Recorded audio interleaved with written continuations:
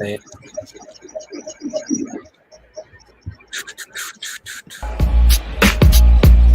Embiid stepping back and stroking two. Bogdanovich thinking about a three. There it is. Yes! See it again. No double team help, and Embiid takes it right to the rack. Embiid, step back, jumper, you bet. There he is again. The Euro step there. Embiid getting Gobert to fight.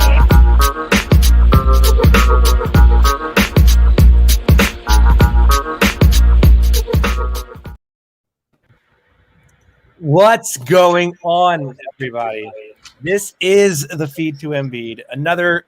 We were continuing on from our previous stream that we just had going on for Shoot Around. As always, I am your host, Austin Krell. You can find me on Twitter at NBA Krell. We do have our producer, Justin Persichetti. You can follow him on Twitter at J_Persichetti. And we have Jay Blevins, NBA, Jason Blevins. As you know, he is the grandfather beat writer of all of us. I have slowly sort of migrated into that role where he has gone on and basically done the same thing, but for 97.3 ESPN. He's now also getting back to his regular career on the daily. So we have him joining us today. Brock has some other work he is doing, so he is not available today. So I did make up his disappearance with Jason and Justin, two of the very best we have on our program. Guys, how are we today? You're giving us high praise. I'll say that. Wow. Jason was not too happy with that. No, I'm cool with it. There we go. Praise. There we go. So we just got word. I'm not shaved today, by the way. I got rid of the beard a few weeks ago, and I'm not yet shaved today, so. Yeah, well, that's bad content for people who can't see you right now listening on Spotify. Well, then they should subscribe and rate to our YouTube channel and turn on notifications. And next time they will not miss that kind of content. That's right. Now we just got word from Woj. Giannis Antetokounmpo will be in the lineup today for the Bucks versus the Nets, kicking off an absolutely critical, and we cannot emphasize this enough, a critical two-game series with between the Nets and the Bucks. Obviously, the Sixers are watching this series and hoping to see the Nets lose, because if the Nets are to lose one game or two games in this two-game series, Sixers can then overtake the first spot in the East. Mind you, even if the Nets and the Sixers finished with the exact same record, Sixers when they beat the Nets 2-3 weeks ago, I think it was, they took the tiebreaker. So the Sixers ultimately, all they need to do is finish with at least the same record as the Nets to get the 1 seed, and it can dramatically change their odds of getting to conference finals, NBA finals, what have you. So today, what we're going to do, we are going to dive into not only the playoff scenarios, but the schedule to come for the Sixers. As you can see, our producer Justin brings up the bracket for you to see. Right now, the Sixers are jockeying to play, either the Heat or the Hornets in the first round, depending on who wins those play-in games.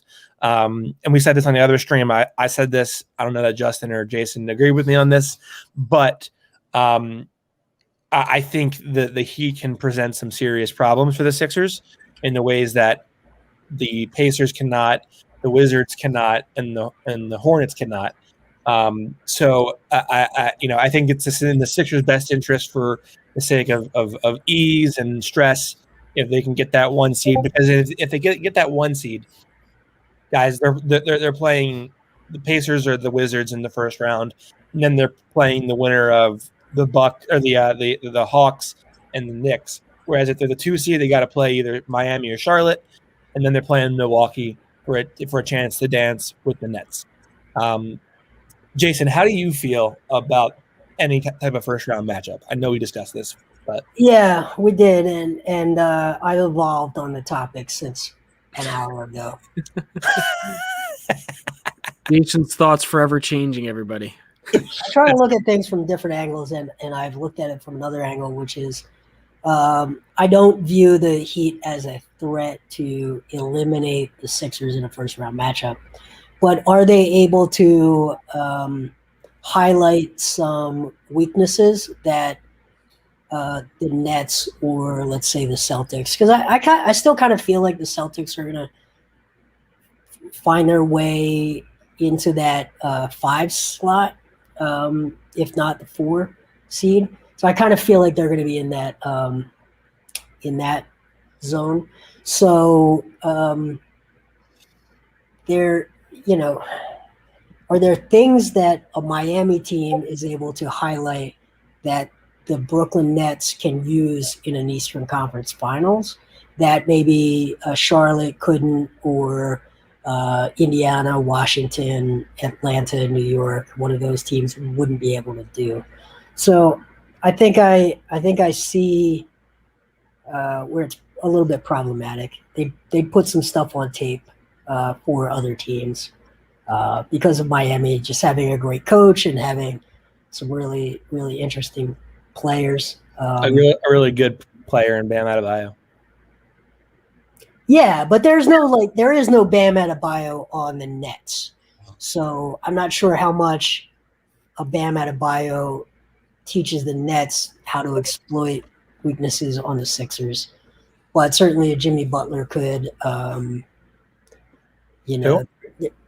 There are look, it's 3:30 in Australia. Ben Butler still awake.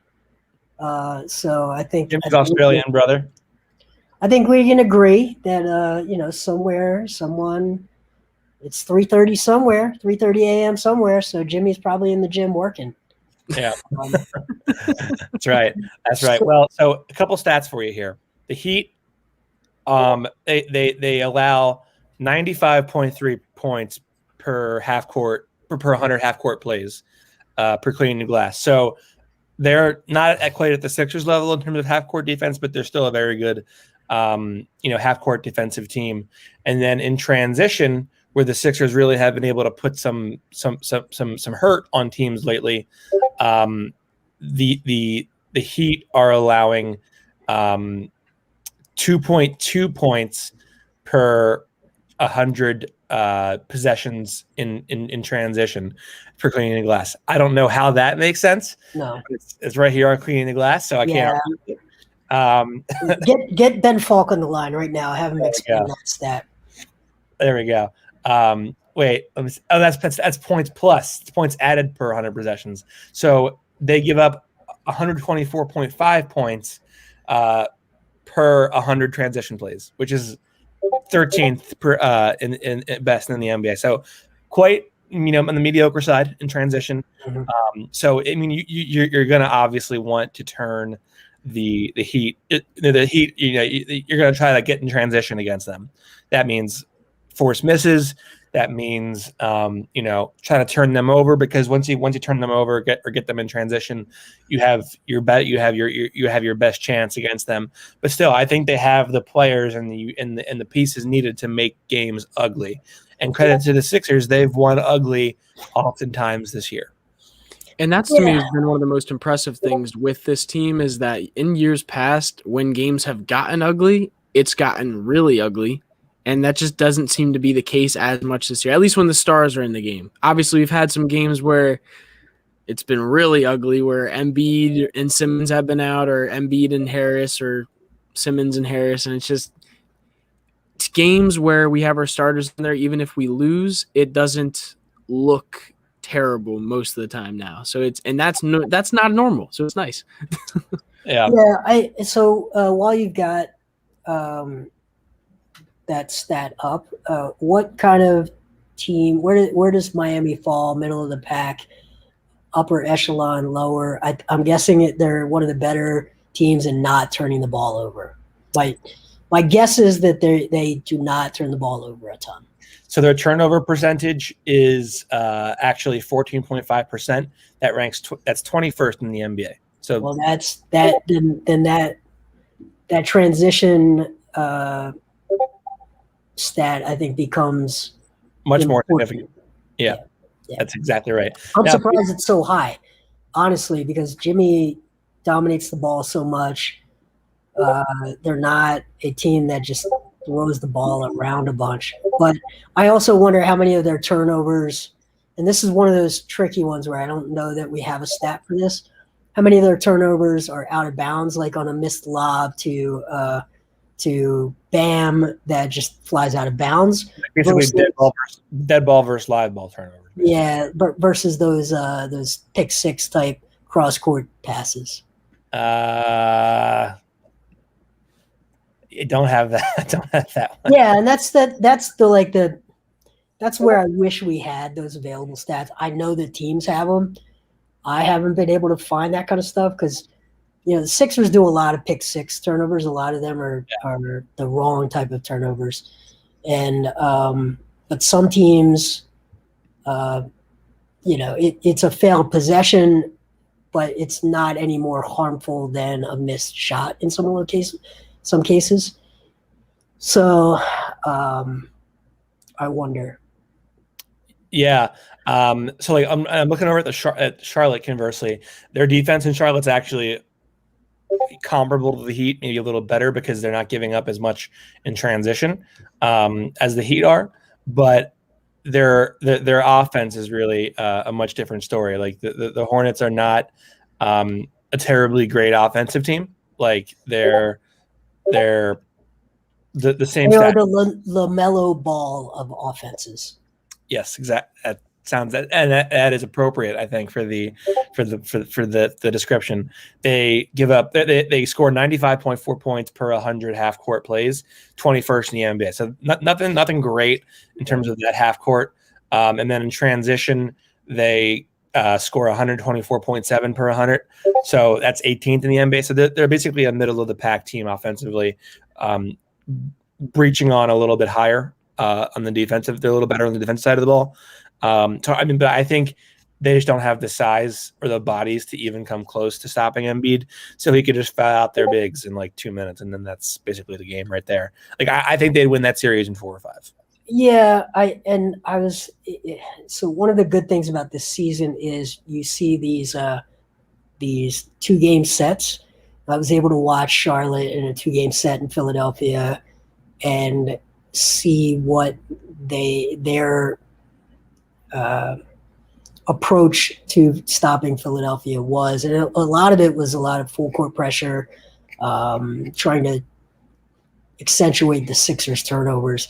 But the Sixers sort of they went on tilt for a few minutes in the second half of each of those games, but then they sort of got used to that pressure, settled down, and handled the rest of each of those games. That's how I see that series playing out. Like they have a puncher's chance in a game or two because of that. If the Sixers throw the ball away 24 or 25 times in a game, which they could, but once you see it for 5-7 games or 4 probably, that's not going to really win you a series against Philadelphia. That's right. Now, if we go over to the other side of it, where it's Indiana and Washington, Justin, I know you said that you thought that the Wizards could pose a little bit of issue. Yeah, I don't necessarily think the issue would be to the point of losing a series. I think that's obvious. They don't have anybody who can defend Embiid down low consistently, or even Tobias Harris, really, if you think about it. But I just think guards have in the past, especially guards like Bradley Beal and Russell Westbrook, have given the Sixers a lot of struggle in the past. Hopefully our newly perimeter defense have added Matisse Thybulle, added Danny Green, and Ben Simmons just being ridiculous all the time now. Hopefully that wouldn't be the case as often, but I just think those guards are it's just like the Nets to me in a lot of ways. That those guards can go off whenever they want, and they also produce a lot for their teammates as well, especially a guy like Russell Westbrook, who is averaging a triple-double again this year. So it's just, I think they have guard play that, like the Nets at times, can really give you some problems. And I think that's what makes them maybe the ideal tune-up to prepare for an Eastern Conference final matchup against the Nets. If you look at all of these teams, they might be the one team that gives you the best preview of having just an elite ball handler who can drop 60 on you and having to find ways to stop that. They might be the best tune-up, warm-up for them. Well, so here's my thing with the Wizards. If we look at like their players, right? They have, Thomas Bryant is out for the year with torn ACL. Davis Bertans is shooting 39.9%. Garrison Matthews is a threat. Raul Neto has played, really the most games besides Robin Lopez for them, and he's shooting 38.5% from three on 2.6 attempts per game. No one's really killing people from the outside, except for Davis Bertans. And I mean, Bradley Beal is shooting 34.7%. Russ is shooting 31.4%. You could zone up in that series with Ben and T's top of the arc and just go 2-3 zone. And if maybe they'll win a game by burying 23s, but they're a large part. If you can stunt their dribble penetration, you're gonna probably win that series without looking back too much. Yeah, but again, you're not in big fear of losing the series.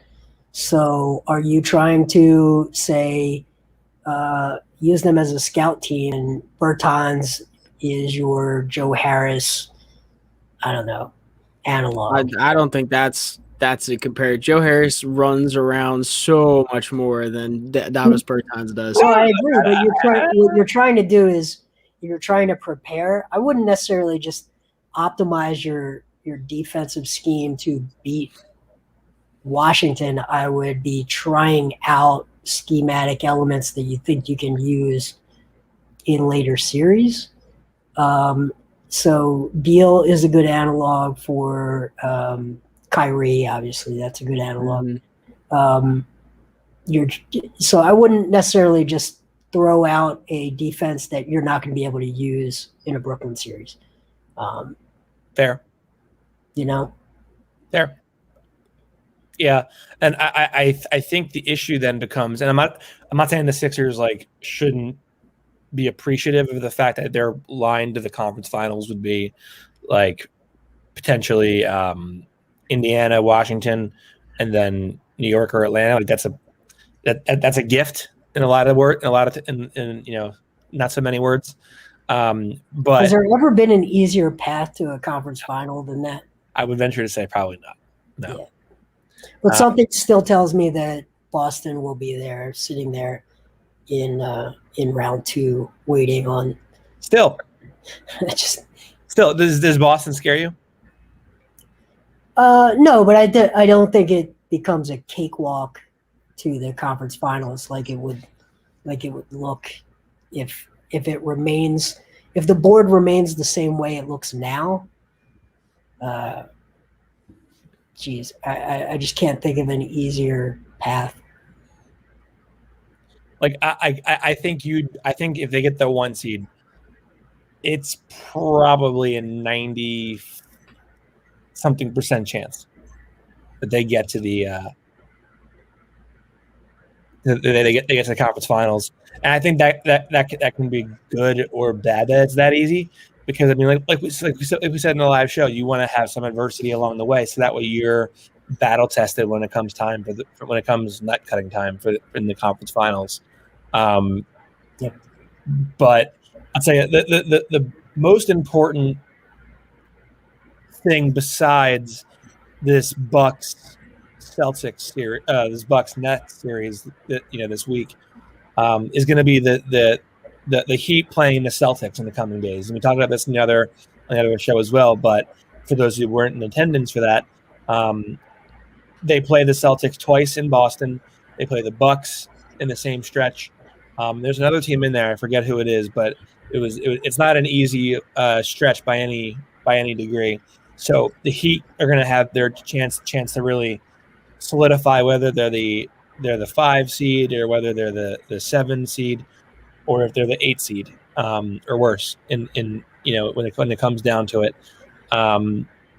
in the coming weeks. I think right now, like the Sixers, in a large part, control their own destiny. And I think that's as important as anything. I mean, people were ready to jump off the ship as soon as they lost 4 games in a row. The reason that you can afford to lose 4 games in a row is because you dominated virtually all season long leading up to that last week before Ben was out. Yeah. I don't know if you want to get into Brooklyn. I'm still interested to see how I've watched so many playoff series with the chess match between games of matchups. Mm-hmm. I don't get the sense at all that Brooklyn views anyone like that. And you've got a rookie head coach who is a great point guard, and they tend to be good head coaches, but is he a guy that's going to craft a complex 1, 2, 3 counterpunch strategy for a playoff series? Is he like, real quick. I don't think that Steve is going to have to do that. I really don't. Like I feel like Nash is there as more of a guy who has been there before and is understands what the players go through. I don't think when they signed Steve Nash for coaching that they were sitting there saying, okay, he's going to be the X and O's guy. You got Mike D'Antoni there. You have I can't even think of all the other insane assistant coaches they have there offensively. D'Antoni also struggles because he has that 7 seconds or less philosophy. You're right, but that's not philosophy. Who's going to make the adjustments when they get punched in the mouth? And Kyrie, KD, and James. It could. Now let's go through history and how many teams have just steamrolled without needing adjustments through a playoff. There aren't that many. Correct. Yeah. I think the real difference to me with them in comparison to other teams is that they do have those top 3 guys that have all been in big moments before, have all played on James, you can't necessarily say he's played on a winning championship team, but he's played winning basketball in a lot of different scenarios. And KD and Kyrie have hit some of the biggest shots in NBA history in the biggest moments in NBA history. So I think a lot of it's going to come down to isolation basketball. As simple as that. I don't think it's going to be any super creative styled offenses, anything that a coach is going to have to draw up insanely. I think they're going to try to get the ball to guys in space, and they're going to say go to work. And I think that's what it's going to come down to. Yeah, so if I'm Doc Rivers, does that make them a little easier to coach against? Because you don't have to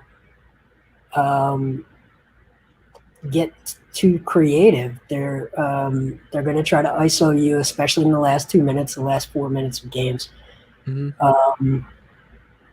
But are they going to really throw you curveballs defensively throughout a series, or do your stars get very comfortable as well because they don't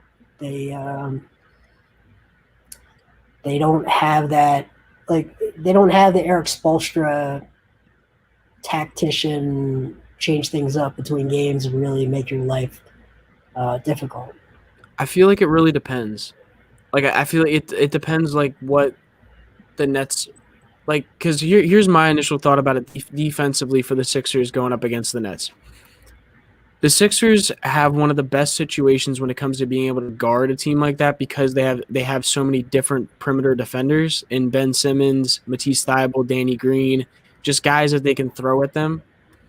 So I think ultimately when the Nets try to go ISO on you, it's up to if your best defenders can handle their best offensive players or at least slow them down if they can. At that point, if they can't and it's not working, then I think, yes, Doc is going to have to work harder to try to tactician the defense a little bit to see maybe when he wants to throw doubles on, where he wants to throw the doubles at, where he wants to load up on one end. It's really, I think it's really going to depend on what the Nets do and how successful they are in doing it against the Sixers. Yeah, I mean, I think those are all good points. I just think when it comes down to it, regardless of whether it's easy or not for Doc to coach against that or what have you, I think the margin of error against a team like the Nets, because I think a lot of the fantasy of like how did the Sixers get past the Nets, and at least in the minds of the fans, is like, okay, you got to stop like KD, Kyrie, and Harden. Joe Harris has been a revelation. He's shooting like 50% from three. Jeff Green has been huge for them. Nick Claxton's been a nice surprise for them. They have met, and Bruce Brown for sure. They've manufactured a ton of depth themselves in ways that you weren't sure that they could do. And it's funny because we're not even talking about Blake Griffin. Yeah, right. And I think so much of the margin of error has gone away with the development of like, okay, they actually do have some fine depth. And I think like right now, if you had to put a guess on how far a series goes with the Nets, Jason, what would you say? Oh, I think it's a 6 or 7 game series because I just think that it's going to come down to very often the Nets taking a final shot. And you know, they'll make 40 to 60% of those shots. So I just think it smells like a very long series to me. And I think they might play a lot of long series. They might not. They might play a lot of close games that they win all of those games heading into that conference final. But to me, I would predict a very long series. And who would you say wins? To me, not to bring up a painful memory, but I just think of Toronto and the bounces, right? Yeah. So it just, in my head, it goes right down to that final possession in a game 7 and whether that ball goes in or not. Okay. Justin? By the way, I think the winner of such a conference final series is probably going to win the championship. Yeah, I think I don't disagree with that sentiment. Yeah. See, my thing with the Sixers and Nets matchup is it's so tough because obviously you see how much perimeter isolation ball kind of players they have, which have been key in like the past years of championships. But just then I look at the Nets roster in general, and there's just no one that can match up against a guy like Joel Embiid. You're going to have to double team him. You're not gonna win a game in a playoff series, or you're not gonna win a playoff series consistently trying to go one-on-one with Joel because he's gonna get your bigs in foul trouble, and he's going to get to the line, and you're gonna have to send doubles, which then. Like with that, you're going to have to send doubles, which then he's going to be able to pass out to his shooters and hopefully get them hot. So it's just, in a lot of ways, I don't see how they can beat that. But then again, you just have there's so much offense on the other team that it's like, if they can hit shots at an efficient enough rate, then I do think that there's a shot they can win that series. So to me, it's so tough to like ultimately say that. Ultimately, I think the Nets may be able to do it just because they have more. And I also think that there are a lot of teams in this race that can bring out really the bad weaknesses in Ben Simmons' game. But I'm not sure the Nets are one of those teams. Like Ben Simmons could have himself a series against. Yeah, I agree with that. Mm-hmm. My concern. So this is what I think. I think the Nets would win in 5 games. I think they would. Damn. I think it would be 2-0, 2-1, and the Nets win 2 in a row, and that's it. I think the Nets would win in 5. And I think just the people were banking on the Nets not being able to like field a competitive team outside of their first 3 or 4. Outside of like Durant, Harden, Kyrie going off, the margin of error is like a missed rotation on like 1 or 2 Joe Harris threes, and that's the difference in the series. And that's not a margin of error that you want. And I just don't think that the Sixers have the bodies to match up. And I think this is where Matt McGinty makes a good point. Like, how effective do you see Matisse being in the Brooklyn series?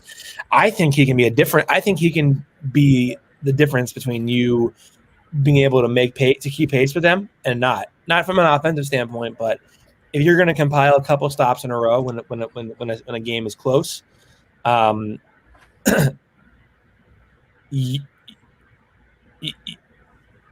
Thybulle is as pivotal in all of that as anyone is in that series.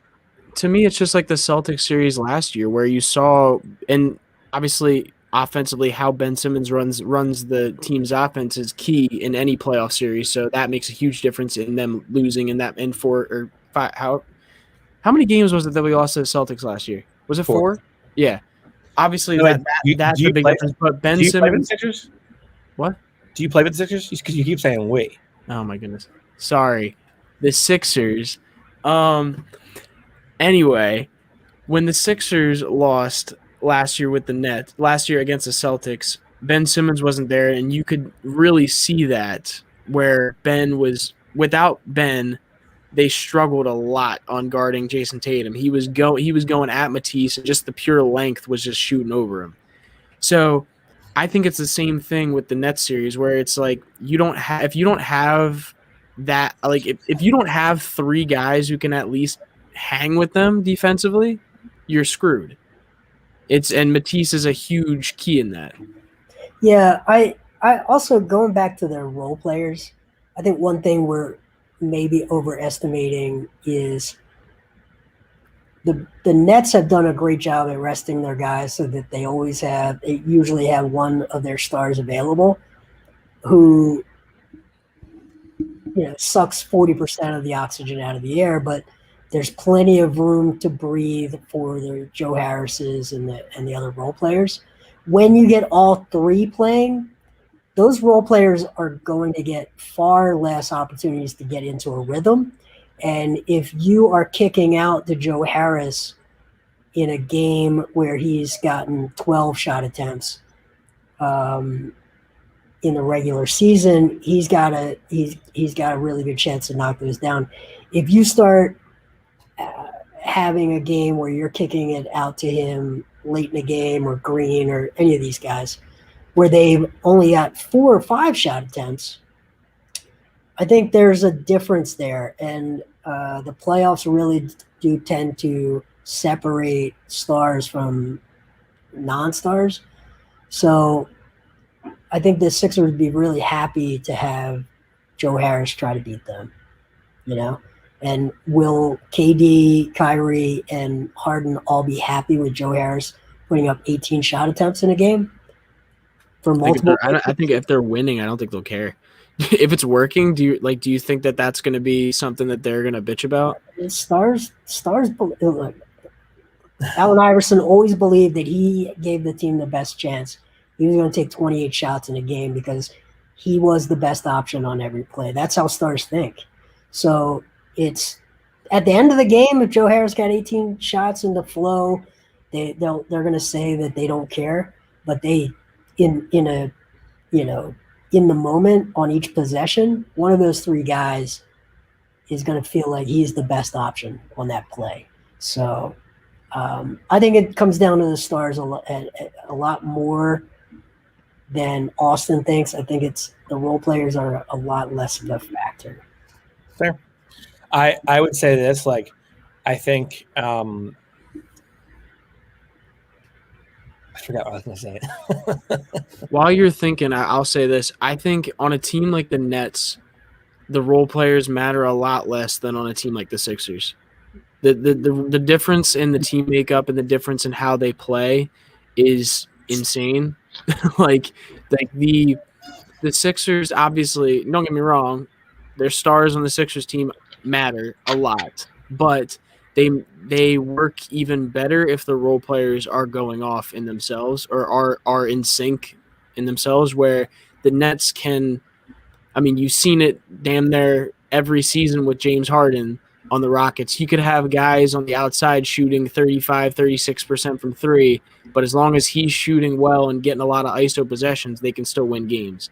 So, and that hasn't been the case necessarily with Joel and Ben, where their games, if they don't have guys shooting well from the outside, playing their role well, it's a lot harder for them to efficiently get buckets and win games for the team because they have triple teams being sent at them in the paint. So Yeah, and I think Ben Simmons is Sixers have a pass first point guard, so the role players are just going to be amplified because of the nature of your point guard, right? And the Nets have 2 pass first guards. I mean, score first guards.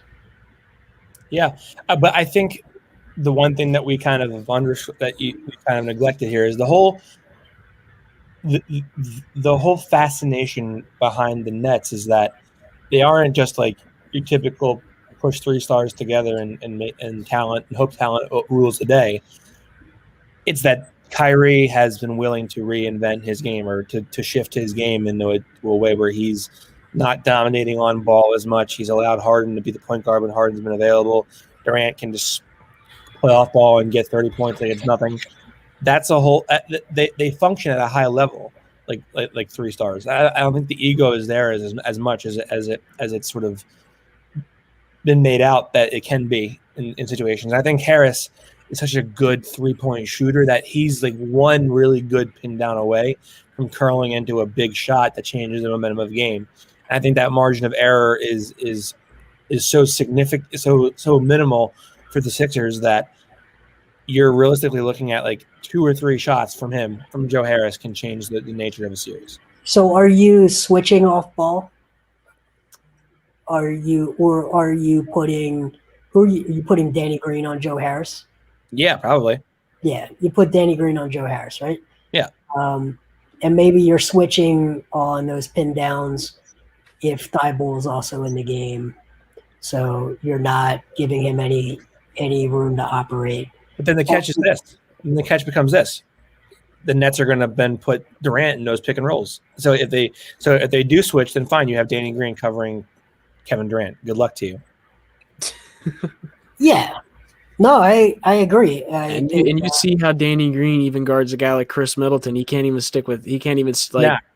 contest Chris Middleton rather than contesting KD.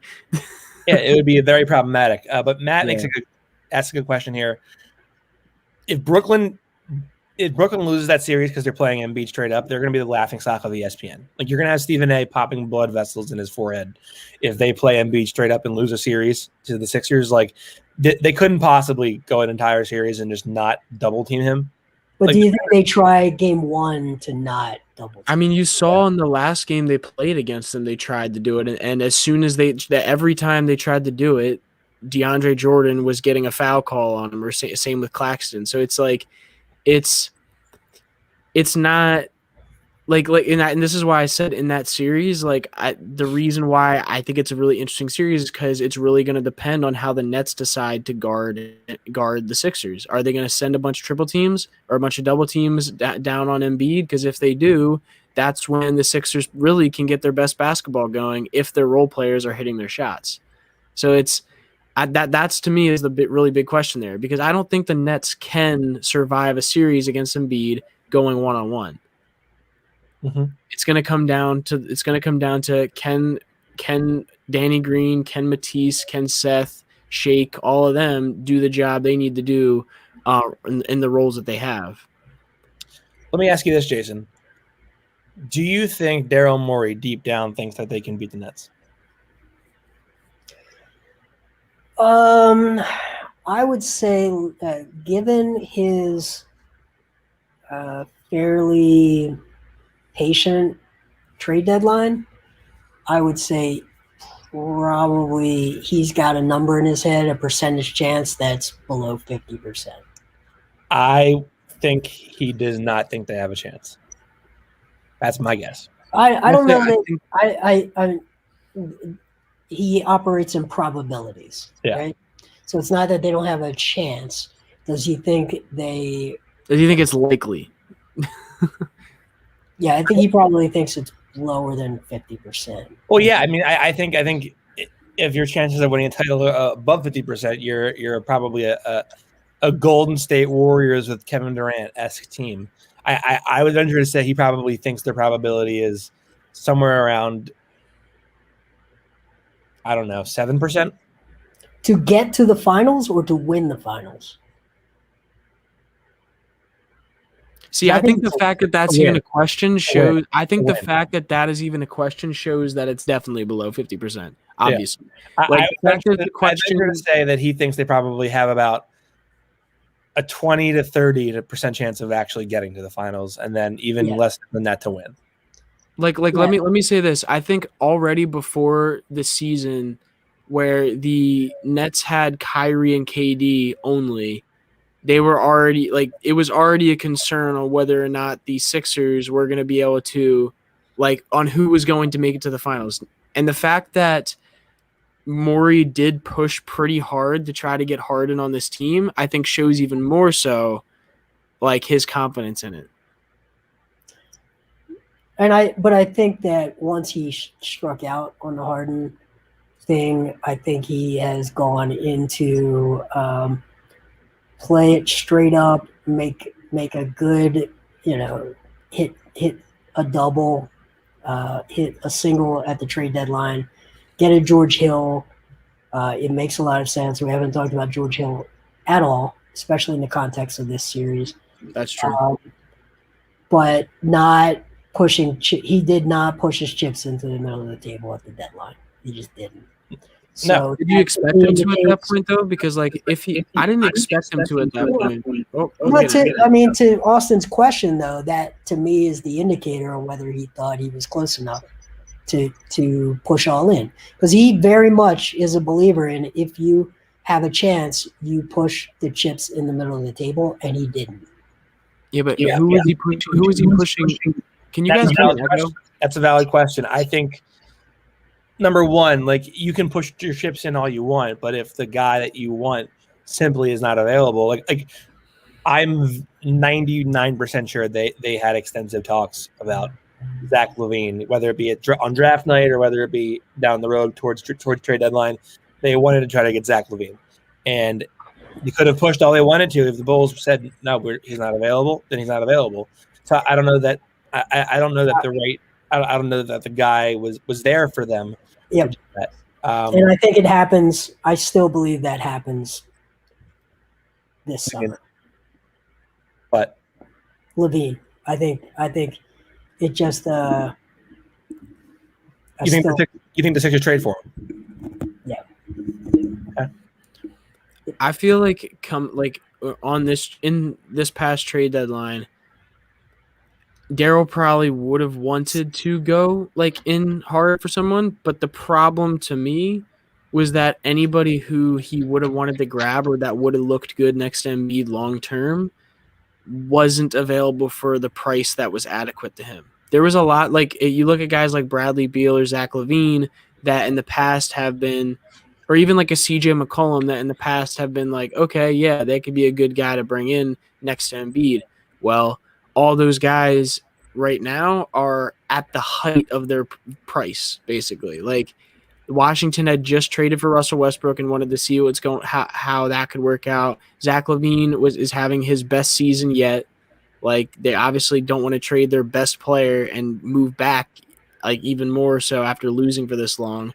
And CJ McCollum has worked well next to Damian Lillard so far. So it's what guy could you see them having brought in besides when Harden was available that could have made a big difference for this team without having to give up a ton? I mean, I'm not critiquing his decision. I think he probably made the right decision. I'm just framing it in the context of Austin's question, which is, did you think he was close enough to overpay, look bad, have people say he gave up too much, gut his depth, gut his youth pipeline? I don't want to do that. I asked the question in somewhat rhetorical mind, in that I knew you didn't think he did, and because I also don't think that he believed in it either. I think that the refusal to go the extra distance to get Kyle Lowry, who, if you ask Daryl, I'm sure if you had to ask their own private, like whose two favorite players in the NBA are, probably Kyle Lowry and James Harden are his two favorite. And the fact that he didn't, I'm sure that he went as hard as he could for James Harden, knowing that was the guy that was gonna be, okay, this is me cashing in and going all in. When that didn't work out, it was, Kyle Lowry was a thought if available, but I think ultimately, in that time frame, he didn't think that Kyle Lowry was that much of a ceiling raiser to the point where it was a lock that you would get over the Nets. And certainly wasn't worth cashing in on Matisse to him, Tyrese Maxey, although I think Max would probably be gone this summer, if I had to guess. I agree. Really? Yeah, I think so. I think they're going to trade Maxey for sure. Who do you think they trade him for? Like, where's the value? Like, Exactly. Really? Yeah, As part of a very large, significant. You think? package. But yeah, I'm about to say, because you like.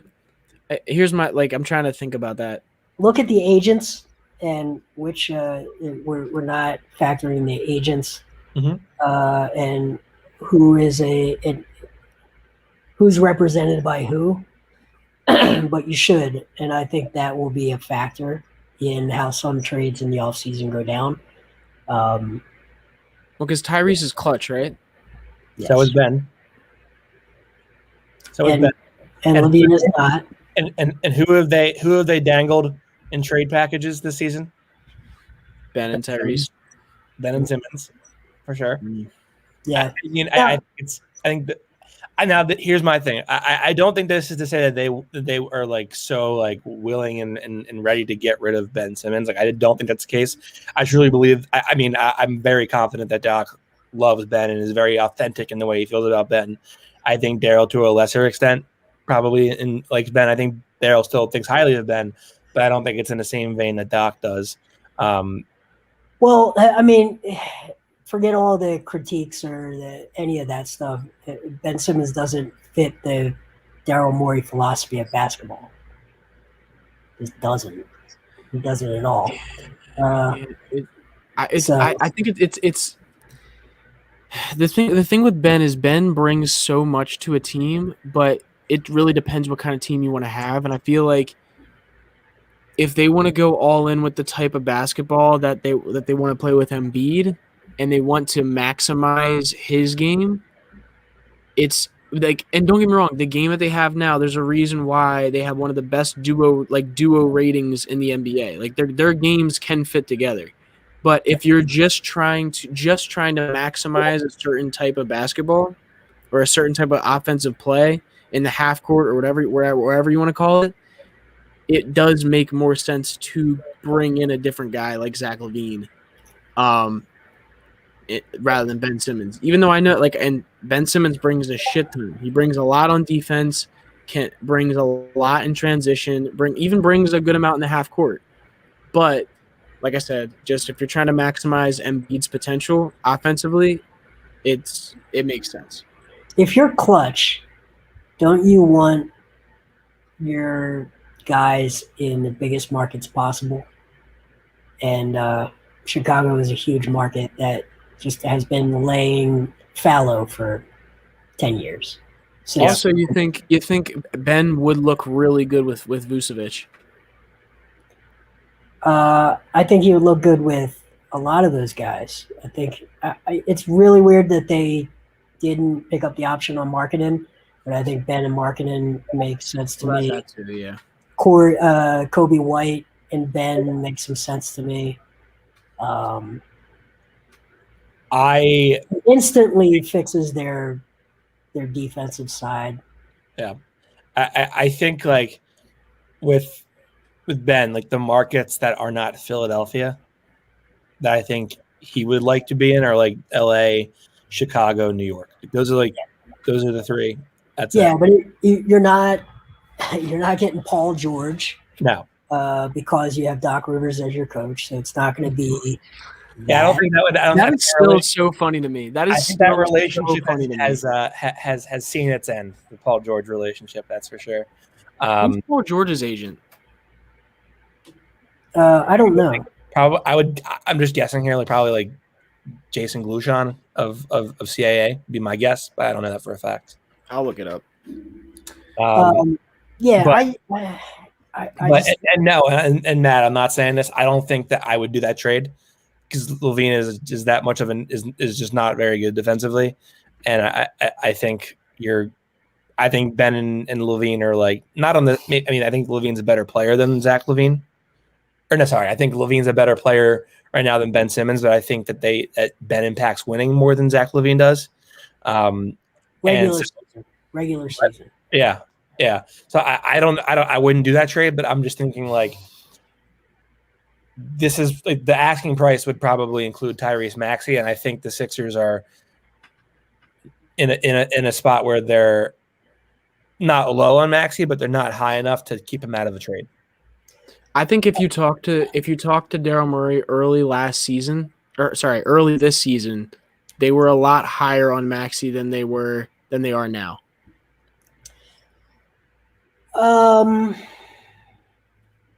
It doesn't, by the looks I'm getting from both of you, you guys do not agree with that statement.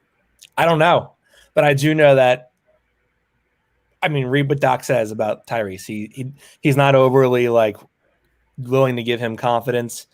He's not overly like complimentary. He tells you like he's very up and down.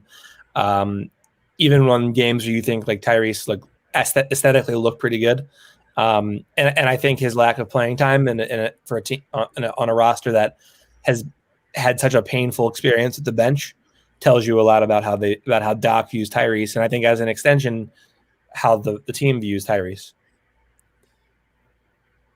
We got people in the comments right now saying some stuff. I don't think we're not really sitting here and saying that. Joel here says I don't think Zach is better than Simmons. We're not saying Zach Levine is like a better player necessarily than Simmons. We're saying he may fit better in playoff situations, playoff basketball wise, next to your like superstar center, MVP center, Embiid. Like that. That's what we're saying. We're not saying that Zach Levine is this end all be all like better player than Ben Simmons. It's just not. I mean, I just think like Levine is better at the most marketable thing in the game, and that matters a lot. And I think the Ben has a bigger impact on winning, but I think if you're looking for the player that's going to shine brightest in a significant big game, it's probably going to be Zach Levine. So let's use Giannis as an example, who maybe wins more regular season games than anybody. has his personal impact on a regular season game spread over 82 games. His impact is huge. And then the playoffs happen, and the game is a different game in that scenario, and where people are less disciplined defensively, less likely to get into half court. They have more cracks for a super long, super athletic, multi-talented player to exploit in a regular season.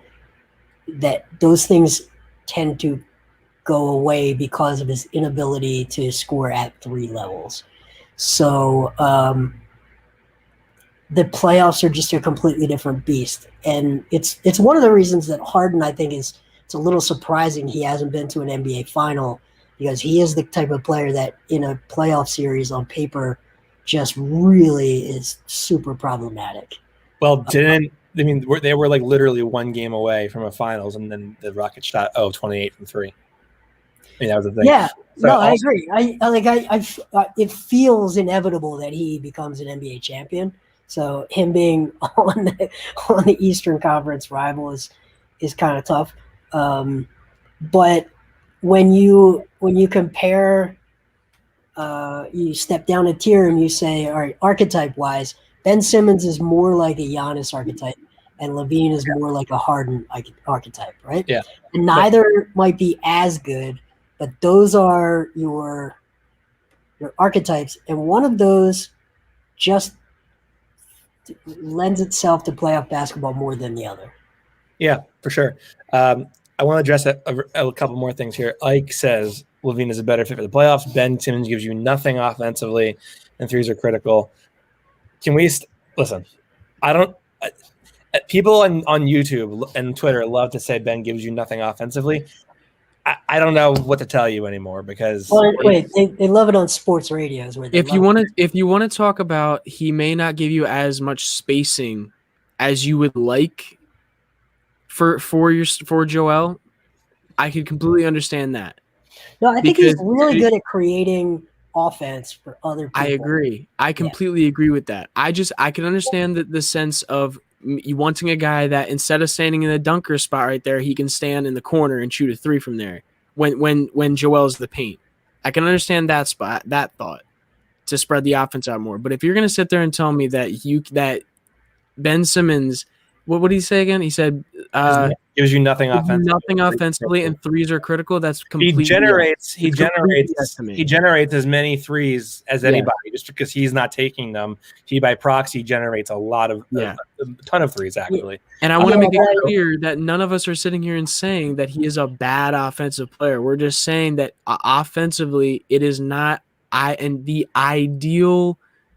Like most potential you can put in an offense around Embiid by having him on the roster with him. That's all we're trying to say here. We're not saying he's not a good offensive player. We're not saying he doesn't create threes. We're sitting here and saying he's just not the ideal partner.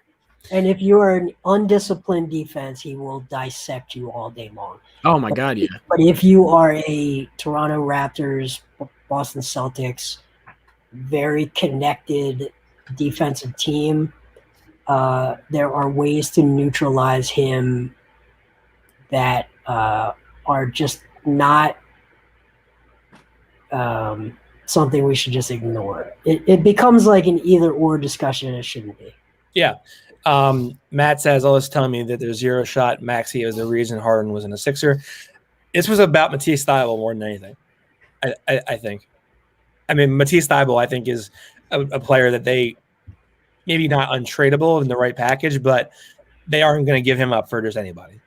So he's got so much. He's so good defensively now that even if he becomes a little bit better offensively, he's going to be an amazing player on any team you put him on. Yeah. So who is the person that vetoed that? Because Doc didn't remember at that time of the Harden trade, Matisse was coming off an injury and really hadn't played well at all and hadn't played much at all. So is Doc the one pounding his fist on the table to keep a guy that's never really played for him?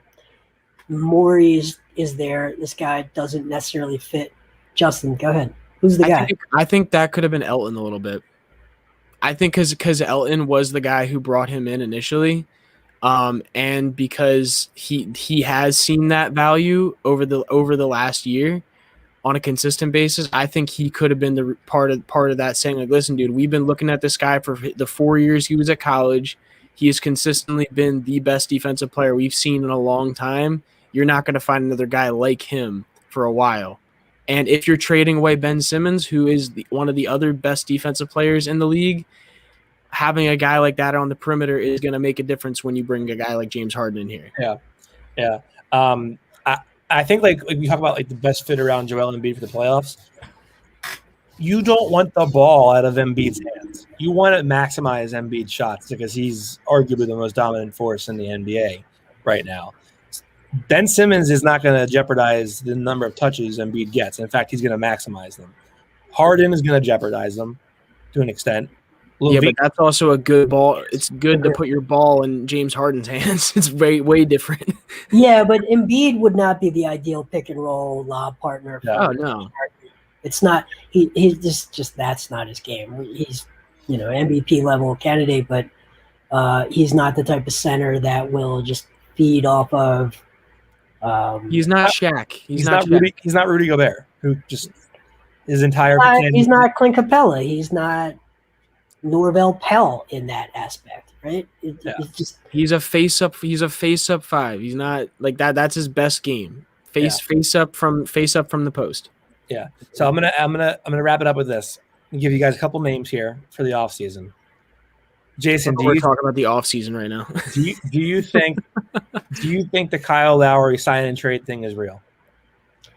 Well, it depends on the other swings they make. So if they don't pull off a mid-prime superstar trade, I could see them falling back as a plan B in a Lowry sign and trade. I could see it. Okay. I agree with that. Let me ask you another name, because this is something that was floated to me. DeMar DeRozan. I mean, in my opinion, we'll watch him tonight, and he'll probably go for 40. But gosh,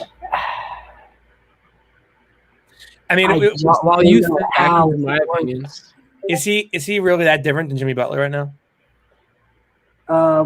I think he's a better scorer. I think he's a better scorer when it comes to a guy who's going to get you buckets in late game scenarios. I think if you want, but when it comes to if you're comparing to Jimmy, maybe not better defensively, but when it comes to getting you a bucket in late game scenarios, I think he's better than him. Okay. So you are giving up. You're going to do a sign and trade with Danny Green in a DeMar DeRozan deal, right? That's the only real way to make that work. Yeah. How much is? So let me bring up his salary. As you're bringing that up, if you're giving up Danny Green, they'd both be sign and trades, wouldn't they? DeRozan's a free agent. Here's my thing with that. Does that really make sense offensively? I'm just saying it Depends on how you feel about Matisse Thybulle. The question I literally got that was sent to me by someone who was with the Sixers was, how would you like to see DeMar DeRozan in a Sixers uniform next year? And it just made me think. Like, I wasn't sure.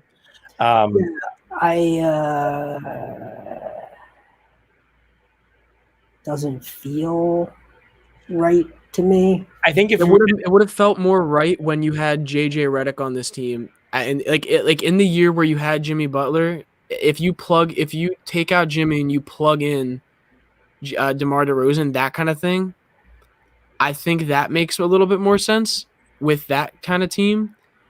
But like when you're talking about the team you have now, unless you're switching out, unless you get a point guard. Unless you're trading away Ben Simmons as well and getting a different guy there that creates more space on the court, it doesn't. I don't think it makes much sense. Yeah, I should probably add this element. I said he's with the Sixers. He claims to be. He's been right in the past about things, so we'll see. But that was just a name that was floated out to me. I thought it was an interesting one, so I'm not quite sure. Obviously, we've mentioned Levine. The Bradley Beal thing, I think, is the big the grand prize. Is Bradley Beal. I think the issue is that he doesn't want out right now. We'll see how that happens. If they get into the play-in and actually get in the playoffs, that could change things. Yeah. But there is one thing. But who are you trading for Bradley Beal? Because it's definitely not Ben Simmons. I would trade Ben Simmons for Bradley Beal. No, but you would. But why would the Wizards want Russell Westbrook and Ben Simmons on the same team? Fair. Fair. It's fair. But I think at that point you're just trying to maximize the value you get for a star who is asking for out. Again, I think it's all contingent upon Bradley Beal actually wanting out. The other domino that I'm waiting to fall that I think could be possible, and Teddy with a great segue here, Damian Lillard. There's been some frustration there recently. It sounds like Terry Stotts' time is coming to an end there. What if Damian Lillard says, I want to win a championship? I don't think this team can do it. I want out. The big thing with Damian Lillard is the guy that raises you from a conference finals contender to like, okay, and this is the team. Philly RB, I don't respect your basketball knowledge anymore. The fact that you just said he's overrated. But Damian Lillard and also fits on Portland. Like it's real easy to see that. Yeah. Upgrade for defense too. Here's the thing with the Damian Lillard thing, and he has consistently talked about this I watched a lot of interviews with him because he's one of my favorite players to watch. He has talked about how he's had no reason to want to leave because he likes his coach. He likes how he fits in this offense. He can do whatever he wants in his offense. He likes where he is. It's a low-key place that appreciates him and appreciates the team. Like, he likes where he's at. So I don't know really if unless like you said, unless there's like really big problems, or like the coach switches, he doesn't like the ideas of what's going on. All of a sudden doesn't have as much control over the situation. I can understand that. But like, I don't for right now, for me, it's very unforeseen circumstances. Like, I don't know. I don't see that happening right now. I think let's just for as terms of a thought exercise, let's just say like Lillard asks for a trade. He gets tired of it. He's 31, wants to win a championship. Tired of getting slept on. He wants to win a title. Isn't he slept on anymore? I mean, but besides Philly RB, it took him for what? How many years to put up like 30 plus to finally people realize, okay, this guy's a legit MVP candidate. He's had heroic moments in the playoffs. Yeah, he has. Many years. He has. But I think he's one of those guys that, maybe the super casual, like, only watches TNT basketball. Might not think of him as a top 10 player, but I think he's in a pretty good spot where he doesn't have the pressure that the top guys have, where their game is picked apart. Yeah. While like real hoopers know he's you can't even pick his game apart anymore. Like, he literally can do everything you need a point guard to do in the NBA right now. He is the complete point guard, in my opinion. I think if he becomes available, that's the one that you say, like, okay, you got Harden. That's I'm gonna go get Lillard, and oh my god, dude! And then I'm gonna win a title.